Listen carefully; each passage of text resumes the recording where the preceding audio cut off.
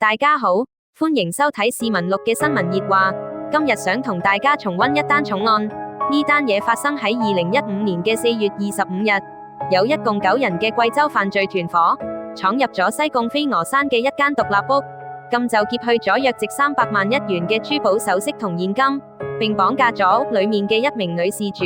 挾持至附近山洞禁錮咗近4日，勒索贖金5800萬元，最終減至2800萬元。受害人嘅父親其後親自揸車上山交贖金，事主終於獲釋。據案情透露，團伙中嘅唯一擁有通行證嘅鄭姓男子先經羅湖合法抵港，其餘8人就偷渡入境，會合後喺飛鵝山踩點作案。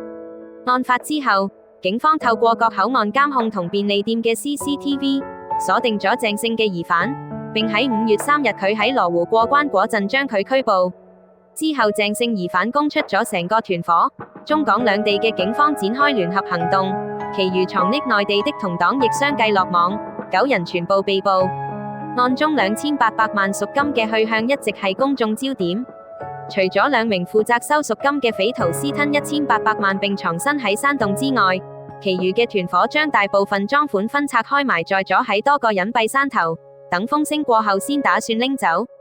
兩地警方花咗近1年時間，鍥而不捨咁喺山上搜索，最終喺茅坪等地方先後揾翻共2789萬元同幾十件失物，當中僅有11萬元俾匪徒逃亡嗰陣用咗。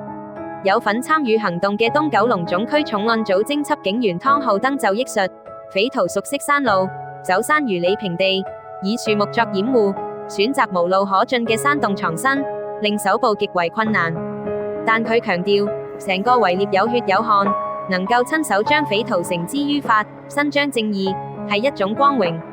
佢又指，警方幾乎日日派人上山搜查，憑藉團隊協作同永不放棄嘅精神，終於將大部分嘅贖金揾返。好啦，今日同大家分享到呢度先，大家又點睇呢單案件呢？不妨留言分享你嘅睇法。鍾意我哋嘅朋友記得訂閱同俾個 like 支持下啦。我哋下次再見。拜拜。